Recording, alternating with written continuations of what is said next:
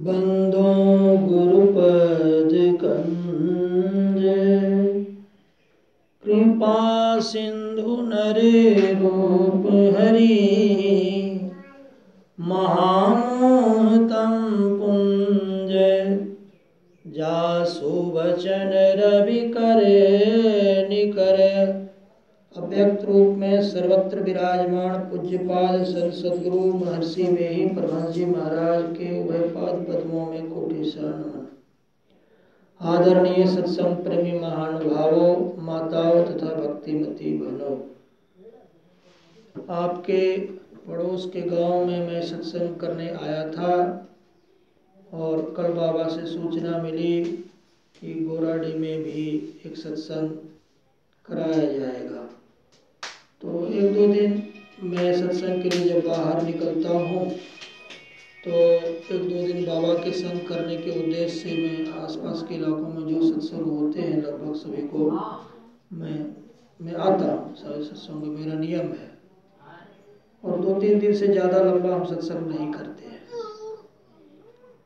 और फिर साधना करने चला जाता हूँ एकांत अपने निवास स्थल पर। फिर साधना करते करते बहुत ज़्यादा थक जाता हूँ तो फिर जाता हूँ प्रवचन करने सत्संग करने के लिए। यही मेरा क्रम है, नियम है।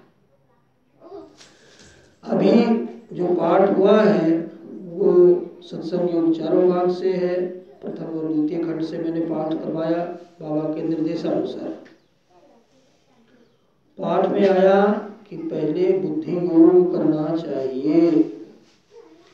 ये बुद्धि योग है क्या? बुद्धि योग कहते किसको है? बुद्धि क्या है? बुद्धि अंदर की एक इंद्रिय है जिसका काम है क्या सार है और क्या असार है इसका निर्णय करे, ये बुद्धि है। देखिए आप लोग शांति से बैठिए, हल्ला करेंगे तो बोलने में मन नहीं लगता है। थोड़ा दूर दूर हट के बैठिएगा कोरोना का नियम का पालन करते हुए।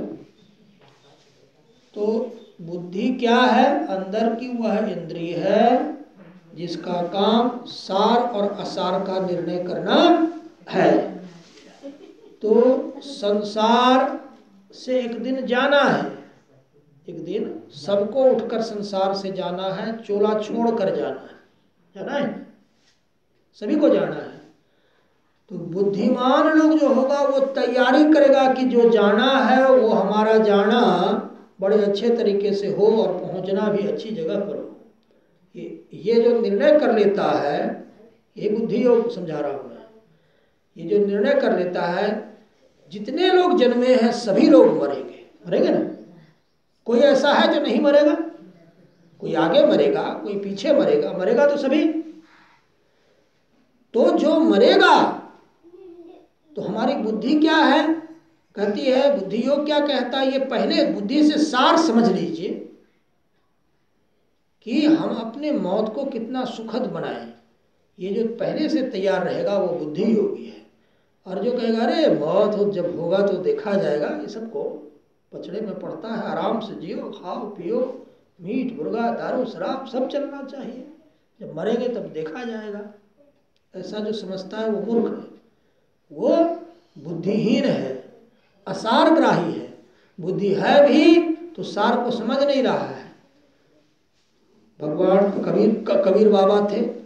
कबीर बाबा जब शरीर छोड़कर जा रहे थे तो हिंदू और मुसलमान शिष्यों में झगड़ा हो गया। एक कहे कि हम जलाएंगे, दूसरा कहा कि हम दफनाएंगे। तो अब शिष्यों के झगड़ा को देखकर कबीर बाबा थोड़ा विचलित हो गए और उन्होंने क्या किया कि योग की शक्ति से अपना मृतक शरीर को उड़ा के हटा दिए और वहाँ केवल 2 फूल बच गए। तो एक फूल को हिंदू ने जला दिया और एक फूल को मुसलमानों ने दफना दिया। ऐसे हुआ। तो कोई वो अपने शरीर को कैसे उड़ा दिए? ये शक्ति कहाँ से आ गई? ये उन्होंने बुद्धि योग करके समझ लिया था कि शरीर सारे पचड़े का घर है, झगड़े का घर है, दुखों का घर है। पहले शरीर से निकलना सीखो, फिर शरीर को हटाना सीखो। ये सब कर चुके थे बाबा कबीर। परंतु इस तरह के शास्त्रों की बात, विद्याओं की बात मैं करता हूँ तो लोग हम ही को उल्टा बोलने लग जाते हैं। ये सब तो झूठी फूसी बात है। कहा कि एक व्यक्ति अमेरिका का कहता परमात्मा है ये नहीं है, रहता तो दिखता नहीं क्या? अब क्या कहा जाए उसको? अरे तुम्हें नहीं मिला तो क्या, जैसे मान लीजिए कि हमें 5 अरब रुपया नहीं है, इसका मतलब ये थोड़ी है कि किसी को नहीं है। अरे हमें नहीं है, अंबानी अडानी को तो 5 अरब रुपया है ना, हमें नहीं है तो क्या 5 अरब रुपया होता ही नहीं है? ऐसी बात है क्या? ऐसी तो बात नहीं है। अरे हमें नहीं है, हमें नहीं होगा, अलग बात है। अंबानी के संदर्भ में ये बात तो गलत है। तो कोई व्यक्ति, अमेरिकन व्यक्ति कह रहा है कि परमात्मा तो ये नहीं है, बोले कि परमात्मा है, आपको नहीं मिला इसलिए आप कहते हो कि नहीं है। तो आप अपने जैसा सबको क्यों समझते हो? सबको तो नहीं समझना चाहिए। परमात्मा है, निर्वाण है, स्वर्ग है, नरक है, सभी चीज है, कोई कम नहीं है, सब कुछ है।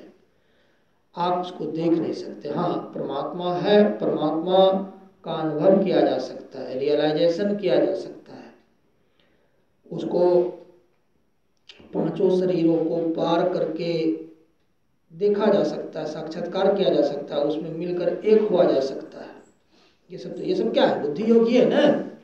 जो निर्बुद्धि व्यक्ति रहेगा वो क्या करेगा? हम तो पैसे कमाने के लिए जाते हैं, होटल खोल लिए, फिर बार खोल रहे हैं, बहुत कुछ खोलते हैं, अपना फैक्ट्री खोल लिए, पैसा हम कमा लिए, और मुझे क्या है संसार में करने को, सब तुम लोग बिना पैसे वाले सब हो मेरे पीछे पीछे। अरे पैसा तुम कमा लिए तो कौन माता के घर में तुम्हारा पैसा काम दे देगा? माता के घर में जाओगे तो क्या कहोगे? 1 लाख बैंक से निकाल के दे देते हैं, थोड़ा माता का घर फैल कर दीजिए, ऐसा होता है क्या? पेमेंट दे देगा तो कोई ऐसा होता है? अरे माता के घर में गुरु महाराज ने क्या कहा? आवागमन सम दुख दूजा, है नहीं जग में कोई, इनके निवारण के लिए प्रभु भक्ति करनी चाहिए। संसार में आने का रास्ता क्या है? माता का गर्भ, माता के गर्भ से आते हैं। और संसार से परमात्मा में मिलने का रास्ता क्या है? वो दशम द्वार है ना, 2 रास्ते। तो माता के गर्भ में ना आना पड़े, बार बार जन्मना और मरना ना पड़े, उसके लिए निर्वाण की तैयारी की जाती है। परंतु जो बुद्धिहीन होते हैं, देखिए ना, हम दर्शन और धर्म विभाग से पढ़े लिखे थे, एमए पीएचडी कर रहे थे और एमए तक कर लिए थे।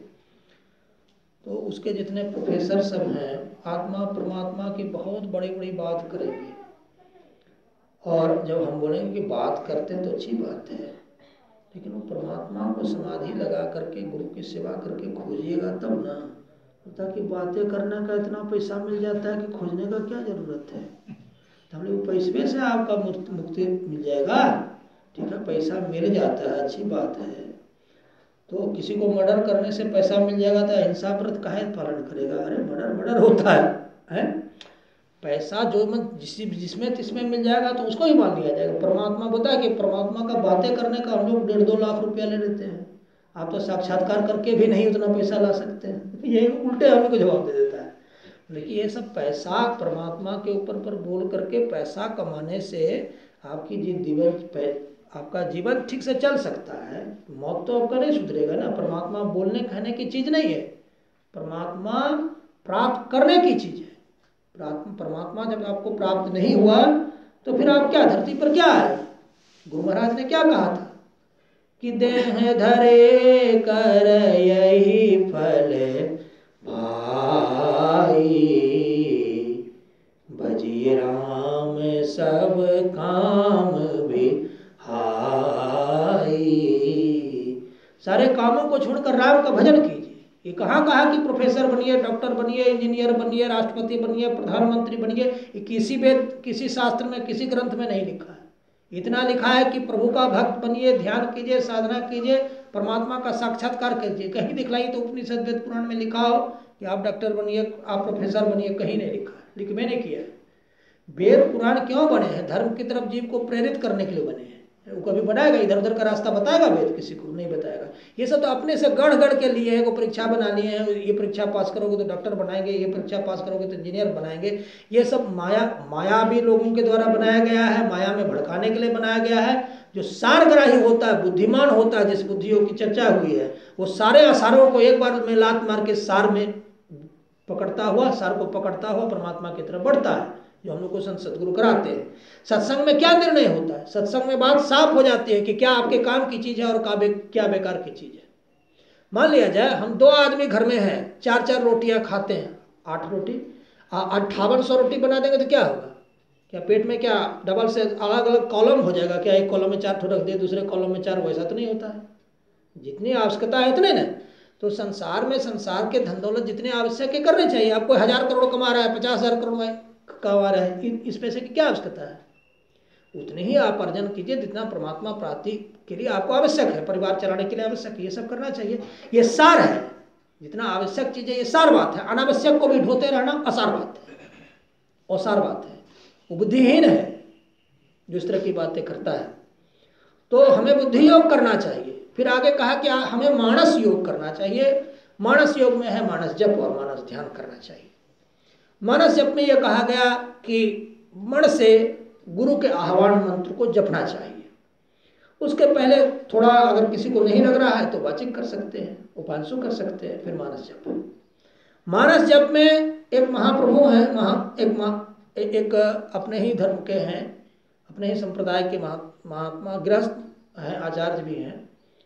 वो क्या कर रहे हैं? वो संतसेवी बाबा के फोटो का ध्यान करते हैं, जो गलत है, मेरे हिसाब से गलत है। संतसेवी बाबा को प्रणाम किया जाता है, अपने संत मत में इष्ट महर्षि में ही परमहंस जी महाराज है। उसके अलावा किसी की मूर्ति का ध्यान करना मेरे हिसाब से गलत है। कोई भी संत मत में ऐसा करते हैं, गलत करते हैं।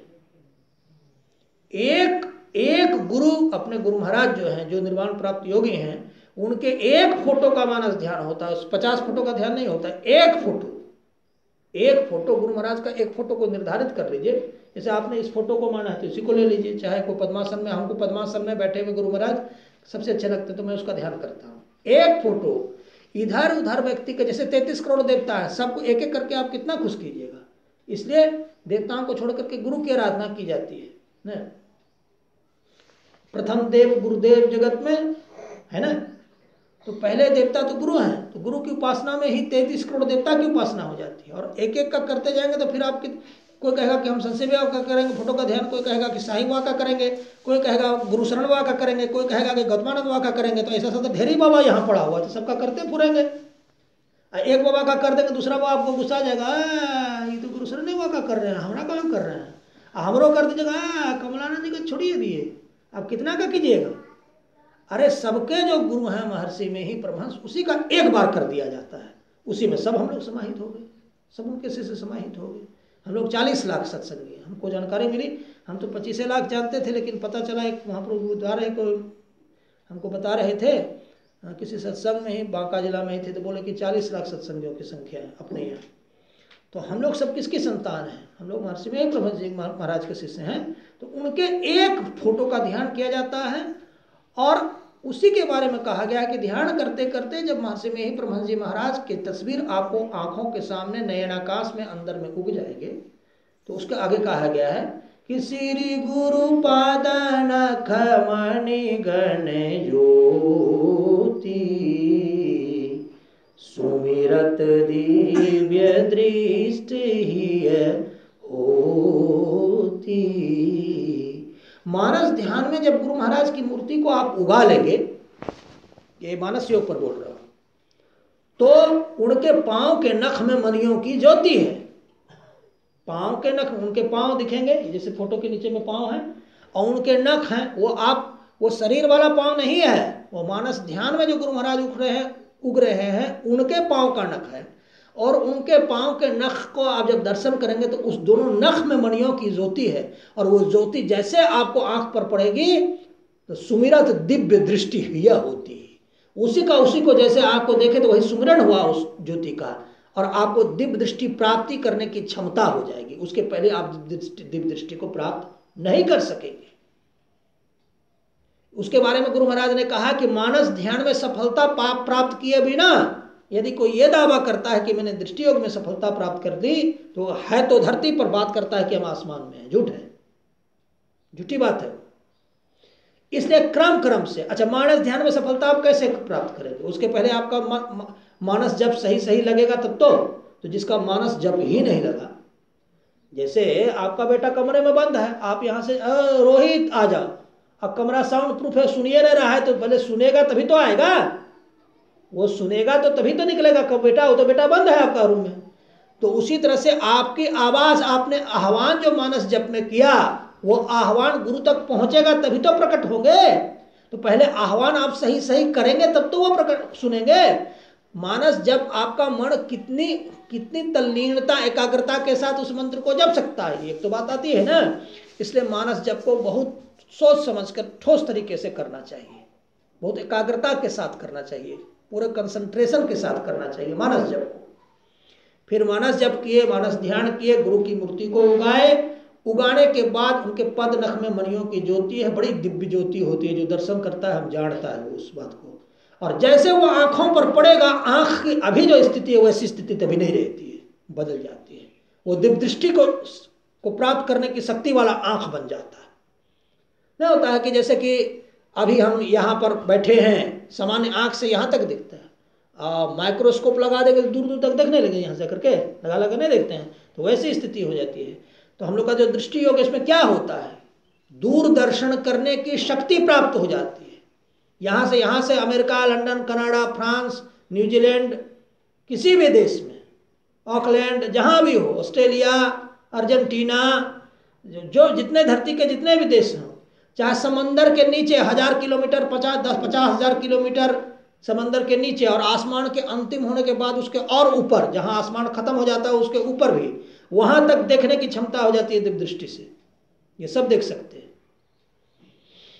तो साईं बाबा अपने पदावली में लिखे थे, भजनावली में, कि दिव्य दृष्टि से भी देखो। मैं समान दृष्टि से भी देखने में सक्षम थे और दिव्य दृष्टि से भी थे। तो जिसकी दृष्टि योग की साधना वैसी रहेगी वही तो देख सकता है। ये सिर्फ दूरदर्शन की शक्ति हुई।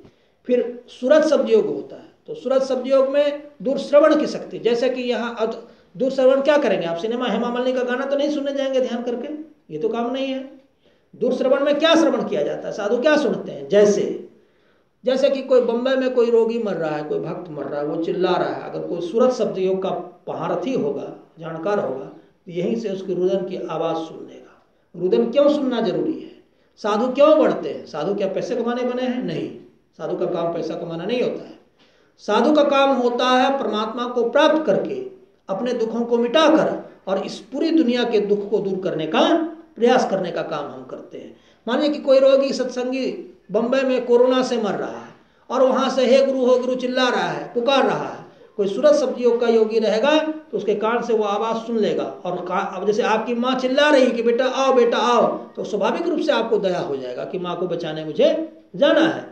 उसी तरह से हमारा कोई शिष्य बम्बई में रोता हुआ चिल्ला रहा है, अगर हमारा सूरत शब्द योग सही है हमारी साधना, तो यहीं से मैं सुन लूँगा, यहीं से सुन लूँगा। तो फिर जो दृष्टिधारी होता है वो कहीं भी अपने को प्रकट भी कर सकता है। जैसे गुरु महाराज थे, तो गुरु महाराज जापान में फ्यूजिता के सामने अपने को प्रकट कर देते थे, एरोप्लेन से नहीं जाते थे वो। तो जो दिव्य दृष्टिधारी होता है, जो दिव्य दृष्टिधारी महात्मा है, वो कहीं भी अपने को प्रकट कर सकता है। लेकिन जिसकी दिव्य दृष्टि अभी नहीं बनी है वो नहीं प्रकट कर सकेगा अपने को। तो इस तरह से होता है।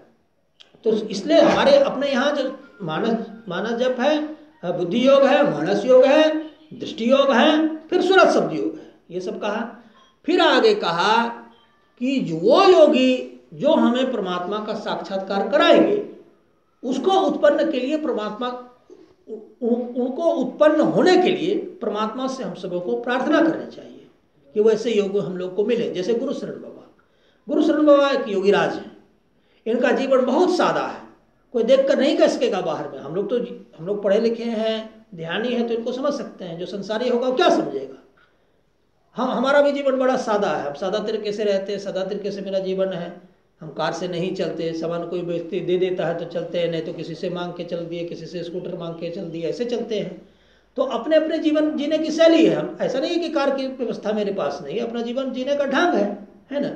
अरे परमात्मा यदि हर जगह है तो कहीं से भी कुछ कर सकता है, कि जरूरी है कि सब कुछ अपना ढोके ही रखे आदमी। तो मेरा ये कहना था कि हम लोगों को मानस योग, दृष्टि योग और बुद्धि योग, ये सब करना चाहिए।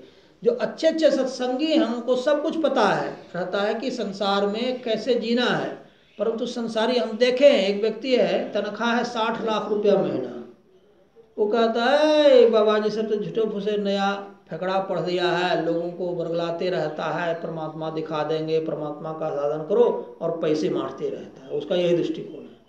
अब उसको कौन समझाए कि उसको जो पैसा है ना 60 लाख रुपया महीना, वो पागल हो गया, वो पैसा परमात्मा को भी पैसा से छोटा समझता है। तो अब होता क्या है, परमात्मा तत्व संसार से विपरीत तत्व है, संसार अलग चीज है, परमात्मा हमको जितना निवृत्ति मार्ग में मन लगता है, प्रवृत्ति मार्ग निवृत्ति मार्ग धीरे धीरे उम्र बढ़ते बढ़ते संसार के हर चीजों का कुछ छोड़ता चला जाना, निवृत्त हो जाना, हट जाना। जैसे अपना परिवार से हट गए, बाल बच्चे से हट गए, पत्नी से हट गए, घर द्वार से हट गए, और थोड़ा जो आवश्यक आवश्यकता है उसका सेवन किया, निवृत्ति मार्ग। निवृत्ति मार्ग इसलिए हमें अच्छा लगता है कि धीरे धीरे एक न एक दिन तो अपना चूल्हा भी छोड़कर जाना पड़ता है। तो जिसको पहले से छोड़ने की आदत नहीं, जैसे कि हम 50 करोड़ के मकान में रहते हैं, सोना हीरा जरा हुआ है मेरे मकान में, जड़ा हुआ है, हम जब उसी समय हमारी ऊपर की घंटी बज जाएगी जाने की, तो उतना सामान छोड़ने में के बार हालत पस्त हो जाएगा मेरा। लेकिन धीरे धीरे पहले से अगर छोड़ने का अभ्यास रहेगा तो सब तो पहले छोड़ चुके, अब खाली शरीर में छोड़ना है, तो हमको धीरे धीरे छोड़ने में कम बल पड़ेगा ना। तो इसीलिए हमको निवृत्ति मार्ग बहुत पसंद है। इसलिए मेरा भी सादा जीवन रहा है, हम ज़्यादातर कुटिया पर रहते हैं, मट्टी के चट्टी पर सोते थे, पहले 8 साल 10 साल तक साधना किए थे, और अभी भी ज़्यादातर हमको एकांत सेवन, लोगों से ज़्यादा मिलना नहीं, केवल उन्हीं लोगों से मिलना जो ध्यान संबंधी बात पूछने आए, अच्छा लगता है। निवृत्ति मार्ग धीरे धीरे हमें ज़्यादा श्रेयस्कर लगता है। प्रवृत्ति मार्ग में क्या भोग मार्ग है, बहुत सारा धन दौलत का भोग करते हैं, वो कभी कभी थोड़ा मोड़ा किया जा सकता है, लेकिन हमेशा के लिए ठीक नहीं लगता है। जैसे बाबा कबीर, जितने आप संतों का जीवनी देख लीजिए, बाबा कबीर कभी देखे थे कि बाबा कबीर के पास कोई महल था? टूटी चौकी पर सोते थे बाबा कबीर, कपड़ा बुनकर बेचकर खाते थे, लेकिन बाबा कबीर से बड़ा कोई संत हुआ क्या? कोई होबे नहीं किया। जब आप संत बनने के रास्ते पर चले हैं तो जितने संत के जैसे जीवन थे वैसे जीवन आपका होना चाहिए। और आप कहिएगा कि अब रामदेव बाबा के जैसा आप एरोप्लेन रखिएगा तो कबीर होने की कल्पना आप छोड़ दीजिए। रामदेव बाबा के जैसा आप एरोप्लेन अगर चलते हैं तो फिर कबीरदास होने की कल्पना छोड़ दीजिए। क्या कबीरदास जी कपड़े बुनते थे, खाते थे, उनसे बड़े कोई संत नहीं हुए। जैसे हम साधु बनने निकले हैं, संत बनने निकले हैं, तो और सब जो संत बन गए थे वैसा जीवन हमको जीना पड़ेगा ना। उससे हमारा जीवन से नहीं, जैसे गुरु शरण बाबा का जीवन है, एकांत जीवन है, वैरागी जीवन है, कुछ भी संयम नहीं करते हैं। खिचड़ी भी जो बनाते हैं वो लकड़ी से बनाते हैं, और सब तो कलछुल से बनाते हैं। तो ये एक महापुरुष हैं, जंगल में रहते थे, साधना करते थे, वहाँ साधु ऐसे ही जीते हैं, तो उनसे सीख करके इनका जीवन ऐसे बना है। तो ये जीवन मुझे ज़्यादा अच्छा लगता है। जैसे कि हम जैसे कि बड़े बड़े एरोप्लेन से चलें, ऐसो आराम की ज़िंदगी जिएं, तो सब लोग तो और ईर्ष्या करेंगे ना, अपने व्यवस्था के लिए सब कुछ रखे और हम लोग के लिए कुछ नहीं रखे हैं। ऐसा तो होता है, ईर्ष्या द्वेष तो चलता है। तो इसीलिए हमको एकाकी जीवन, एकांत जीवन, त्याग का जीवन, वैराग का जीवन, ये सब बहुत अच्छा लगता है साधना के दृष्टिकोण से। दरिया साहब थे, दरिया साहब कपड़ा सी करके जीवन चलाते थे, दर्जी थे। पलटू साहब दुकानदार थे, बढ़िया थे, और दुकानदारी करके जीवन चलाते थे, और उन्होंने निर्वाण को प्राप्त कर लिया। और जो बड़ा होटल खोल के बैठा, करोड़ रुपया कमा के बैठा, वो निर्वाण नहीं प्राप्त कर सकता। एक दुकानदार निर्वाण प्राप्त कर लिया, और बड़े करोड़ों रुपये के होटल का मालिक निर्वाण के तो प्राप्त नहीं है किया, और निर्वाण की बात भी नहीं सुनना चाहता। उसको पैसे से मोहब्बत है, परमात्मा क्यों भजेगा? उसको यह पता नहीं कि जिस पैसे के पीछे हम दीवाने हैं वो पैसा ही एक दिन लात मार के भाग जाएगा, वही लात मार देगा। जिस पत्नी बच्चे के लिए जिंदगी भर कर रहे हैं वही पत्नी बच्चा मरते समय कोई साथ देता है? नहीं। एक दादी का पोता मर गया, ट्रेन में जा रहा था, कटके मर गया। दादी गई लाश देखने, कहते छी कितना दुर्गंध आता है लाश से। पोता मर गया, छी कितना दुर्गंध आता है लाश से। देखिए कितने अपने थे। हम अभी ट्रेन से कटके मर जाएं और मेरी माँ आके कहेगी छी छी कितना कितना लाश से दुर्गंध आ रहा है, तो समझ गए माँ बेटा का क्या संबंध है। देख लिया ना, कोई अपना नहीं होता सिवा परमात्मा और सदगुरु के, कोई अपना नहीं होता। ये अपना अपना हम कहते हैं, होते कोई अपने नहीं हैं। दुनिया स्वार्थ की चेरी, गुरुदेव सुनो तुम मेरी, दुनिया स्वार्थ की चेरी। सब मतलब के यार होते हैं, पत्नी पूछती है तो संपत्ति के लिए पूछती है, बेटे पूछते हैं तो पैसे के लिए पूछते हैं, और साधु पूछता है तो आपको भक्ति कराने के लिए पूछता है। इसलिए संसार में आपका अपना अगर कोई है तो साधु हैं, संत हैं, महात्मा हैं और परमात्मा है, और कोई अपना नहीं होता। जीवो परम पिता निज चिन्हो, कहते संतन हितकारी। आपका अपना जो पिता है वो तो केवल पैदा किया है आपको, वो पिता नहीं है। हमारे अनेकों जन्म हुए हैं, अनेकों जन्म में हमने बहुत बहुत पिता और बहुत माता हुए हैं, परंतु बार बार जो सबसे अंतिम पिता है वो परमात्मा है। उसके अतिरिक्त जो और पिता गढ़ गढ़ के हम लोग अनेक जन्मों में मानते आ रहे हैं, ये गलत नहीं है। ये परमार्थिक दृष्टिकोण से आप सोचेगा तो ये बात सत्य लगेगी, और संसारी दृष्टिकोण से लगेगा तो लगेगा कि बेकार की बात है। तो अब आपको परमार्थ, कोरोना आ गया, कोरोना आ गया, स्पेन में 3200 आदमी को की लाश को हम एक साथ जलाते दफनाते देखे थे वहां के पादरी के द्वारा। तो अभी स्पेन वाले चाहते थे कि गौतमानंद की एक कुटिया उटिया बना करके, उनका अपना पहले से बना था, चाहते थे कि गौतमानंद को लिख देंगे, वहीं पर से ध्यान उन करेंगे, करवाएंगे। हम लोग ये तो तुम्हारे देश में 3200 एक साथ मरते जलते हैं, हम अपने मरने के लिए काहे के ले जाएंगे तुम्हारे पास? अभी मोबाइले से मिला जुला करो, जब कोरोना खत्म होगा तो सोचा जाएगा। रूस की वही कहानी है, सब कोरोना से मर रहे हैं। मरेंगे क्यों नहीं? नाश्ता में चिकन खाते हैं, अंडा खाते हैं, मुर्गा खाते हैं, दारू पीते हैं। क्यों पीते हैं? सरकार इतना पैसा घर बैठाइए के देती है, पैसा का कमी है, नहीं तो करेंगे क्या बैठ के? 23,000 रुपया 7 दिन तक बंद रहते हैं घर में, कनाडा में, तो सरकार देती है कि कोरोना में बंद रहिए, 92,000 रुपया महीना बैठा के देती है पैसा। तो उसको बैठा के पैसा देती तो अच्छी बात है, उस पैसे से वो धर्म नहीं करते हैं। वहां का धर्मगुरु भी अंडा खाता है, लामा सब भैंस काट के खाता है। जो बौद्ध गुरु सब होते हैं वो भैंस का मांस खाता है। मेरा एक दोस्त है रूस में, परसों तरसों फोन किया तो भोजन भी कर रहा था, बात भी कर रहा था। बोले क्या खा रहे हो? बोला क्या, भैंस का मांस है और आलू का जूस है, दोनों मिला के खा रहे। बौद्ध गुरु है। ये दुनिया क्या है देख लिए, ये दुनिया है। अपना देश कैसा है? अपना देश पूर्ण शाकाहारवादी है। अपना धर्म कैसा है? पूर्ण शाकाहारवादी।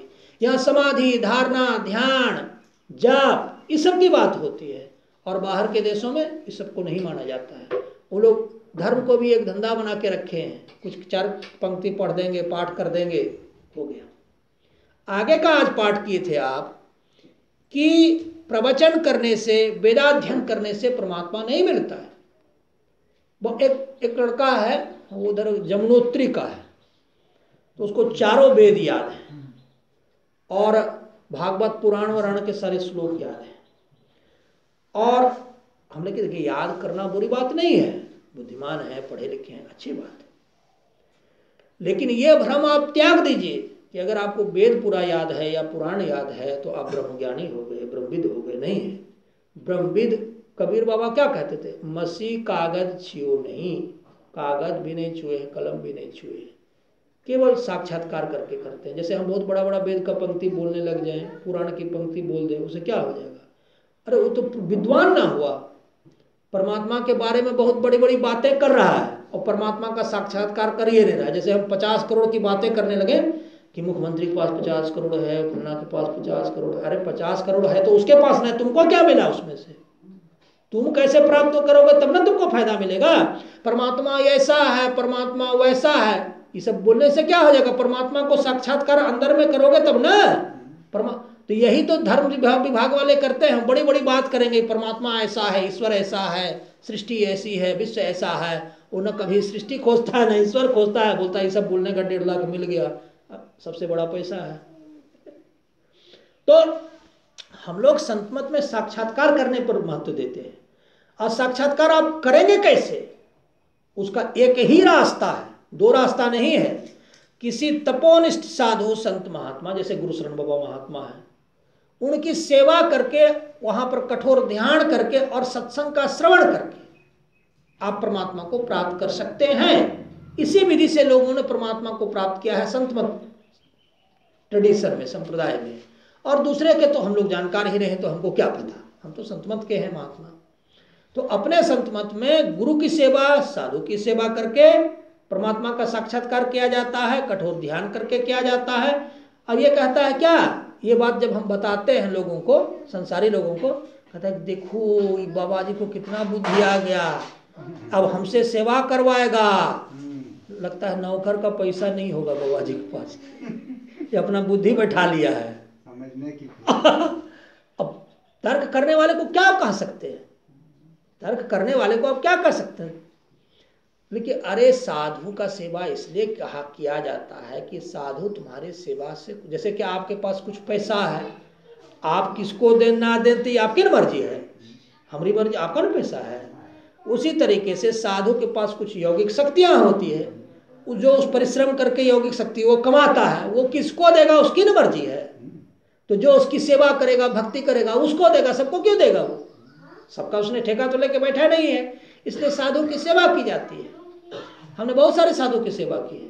धीरेन्द्र ब्रह्मचारी बाबा का थोड़ा सा किए थे, उधर पंचानंद बाबा का भी किए थे, ज्ञानानंद बाबा नाथनगर का किए थे, गुरुसन बाबा का भी थोड़ा थोड़ा करते हैं, आशीषानंद बाबा का किए थे। बहुत सारे महात्मा की सेवा किए थे। हमारे घर पर अगर हमसे कोई जूनियर महात्मा कनिष्ठ है, वो भी खाना खाता है तो उसका जूठा अभी भी हम अपने हाथ से धोते हैं। भगवान कृष्ण थे, भोज भंडारा कराते थे, पत्तल अपने से उठाते थे। भगवान कृष्ण भी करते थे। ज्यादा लाभ, जो ज्यादा बड़ा नौकर है वही सबसे बड़ा मालिक हो सकता है, जो नौकर ही नहीं हो मालिक क्या होगा। हमने कहा कि हम एक ध्यान के नौकर हैं।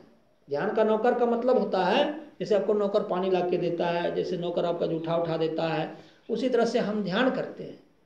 और एक नौकर की तरह ये सोचते हैं कि ये ध्यान किसी को काम आ जाए, किसी को शांति दे दे, किसी को सुख प्रदान कर दे, किसी की समाधि लगा दे, तो ये हम नौकरी करते हैं। हम भक्तों के दरबार के हम भी नौकर हैं, लेकिन थोड़ा सा नौकरी में अंतर है कि हम ध्यान से नौकरी करते हैं, कोई शरीर से नौकरी करता है। गुरु महाराज अपने ग्रंथ में क्या लिखा करते थे, हम सत्संग के सेवक। देखे ना, सत्संग सेवक में ही लिखा रहता था। पहले सत्संग जो समय देखते होंगे, सत्संग सेवक में ही, तो हम ध्यान सेवक लिखते हैं। ध्यान सेवक गौतमानंद, ध्यान सेवक गौतमानंद। हम ध्यान के सेवक हैं, इसलिए हम सेवा करते हैं कि हमको कुछ कुछ ध्यान विद्या आती है। सब कुछ नहीं आती है, लेकिन बहुत कुछ आती है। तो जो भी, और सबको तो दूसरी दूसरी विद्या आती है, तो हम लोग के साधु तो बहुत कम होते हैं। तो साधु हम हैं तो भाई हम ध्यान से आपकी सेवा कर देंगे। हम कोशिश करेंगे अपनी समाधि लगा लें, ये भी कोशिश करेंगे आपकी भी लगा लें, है ना। कोशिश करते हैं, लगा देंगे इसकी कोई गारंटी नहीं है, लगाता तो परमात्मा है, लेकिन हम सेवा करने का प्रयास करते हैं। बाबा कबीर की एक घटना हमको याद आ रही है। बाबा कबीर जब किसी की गलती पर उखड़ते थे तो राजा लोगों को कई बार उन्होंने फटकार लगाई थी, राजाओं को। तो एक राजा परेशान होकर के बोला कि अरे ये कबीर क्या है, कपड़े बुनकर खाने वाला का क्या औकात है, इसको हाथी से कुचलवा दो, ये क्या कर लेगा। हाथी को भेजा गया, और हाथी जैसे कबीर के सीने पर पैर रखना चाहा, एक बित्ता ऊपर ही हाथी का पैर रुक जाता था। तो उस पर लिखा अभिलाष दास ने कि ये बाबा कबीर की योग की शक्ति से नहीं रुका हाथी का पैर ऊपर। परमात्मा देखे कि कबीर बहुत बड़ा 4 युगों का पुराना भक्त है, इसके भक्ति की लाज रखनी चाहिए, इसलिए जैसे हाथी सीने को कुचलना चाहा, एक बिता ऊपर परमात्मा ने योग की अपने शक्ति से उसको रोक दिया, और सीन तक हाथी का पैर आया नहीं। ये परमात्मा करते हैं। तो हम एक उपकरण है, हम ध्यान करते हैं और लोगों को करवाते हैं। आपका ध्यान मेरे सानिध्य में लगता है, मेरे वजह से नहीं लगता है। परमात्मा मेरे साधु पद की लाज रखते हुए आपको समाधि लगा देता है। अगर हम सीधे कह दें कि हम आपकी समाधि लगा देते हैं, गलत है। अरे हम तो अपनी भी नहीं लगा सकते, आपकी क्या लगाएंगे। हम तो हमको भी अपनी समाधि किसी दूसरे संत से मिलती है। अब समाधि क्यों लगाना चाहिए। समाधि जीव की सबसे उत्तम दशा है धरती पर, और इस समाधि को तभी आप प्राप्त कर सकेंगे जब संत चरण में आपकी प्रीति होगी। जो साधु चरण का विरोध करता है, साधु के खिलाफ में काम करता है, उसके बारे में क्या कहा, छोड़ विरोध तू संत जना। संतों से विरोध करोगे तो कुछ नहीं मिलेगा। आसमान में अगर थूकोगे तो थूक कहां जाएगा, अंतरिक्ष में, मुंहे पर गिरेगा, आप ही को पड़ेगा उल्टा। जो थूकेगा तो साधु से जो झगड़ेगा ना, उल्टे उसी को बुरा फल होगा। बिल्कुल सही है, बिल्कुल सही है। हो सकता है कि साधु में भी कमी वैसी हो, ऐसा हो सकता है, गलती साधु में भी होता है, लेकिन आपको उस पर नहीं बोलना। अगर गलती होता परमात्मा दंड देगा उसको। परमात्मा के पास साधु और असाधु सब बराबर होते हैं, सबके लिए सामान्य है। उसके लिए सबको तो उसी ने पैदा किया है ना। हमको भी परमात्मा ने ही बनाया, आपको भी परमात्मा ने ही बनाया, उसके तो सब संतान है। एक ही माँ जिस दो बच्चे को अपने गर्भ में रखती है तो समान दर्द तो दोनों में होता है ना। कि ऐसा थोड़ी कि एक ठो में कम दर्द होता है दूसरे में ज्यादा होता है, ऐसा थोड़ी होता है, ऐसा नहीं होता है। तो परमात्मा के सब संतान हैं, परमात्मा ने सबको बनाया, साधु को भी बनाया और साधु को भी बनाया, सबको बनाया परमात्मा ने। इसलिए सबके प्रति परमात्मा का प्रेम है। परमात्मा कहां नहीं रक्षा करता है। परीक्षित जी माता के गर्भ में थे, वहां पर भगवान कृष्ण जाकर के उसकी रक्षा की है ना। सबसे कठिन जो जगह बताया गया है माता का गर्भ, और सबसे सुखद जगह जो बताया गया है, सारे ग्रंथों को हम बहुत सारे ग्रंथों का अध्ययन करके भी बोल रहे हैं, संत चरण। जैसे आप साधुओं को बुलाते हैं, चाहे साधु के पास जाते हैं, उनके चरण की सेवा करते हैं, उनके चरण में बैठकर प्रवचन सुनते हैं, ऐसा करते हैं, यही जगह को पूरे तीनों लोकों में सबसे सुरक्षित बताया गया है। एक बार तरुण सागर जी महाराज थे तो उनको कोई चौकी पर बिठाया। तरुण सागर जी महाराज जैन मुनि थे, बड़े अच्छे वक्ता भी थे। तो कह रहे थे कि जो जमीन पर आप लोग बैठे हैं तो आप लोग तो जमींदार हो गए, और हम चौकी पर हैं तो चौकीदार ही रह गए। तो बड़े अच्छे संत थे। उनके यहाँ का एक नियम है कि अगर जैन मुनि बीमार पड़ते हैं तो दवा नहीं कराने का नियम है। और अंत में वो नंगे रहते थे, दिगंबर थे, तो दिगंबर की परंपरा है अपनी। तो उन लोग खाना जो खाते हैं ऐसे हाथ से खाते हैं, पानी भी पीने का हाथ का नियम बड़ा कठोर तप है जैन धर्म में। तो भारत तो विभिन्न प्रकार के धर्मों को मिलाकर चलता है। ये सब चीजें आपको विदेशों में कहाँ मिलेगा। चाइना वाले क्या है, दूसरे धर्म को चलने ही नहीं देते। एक फूलन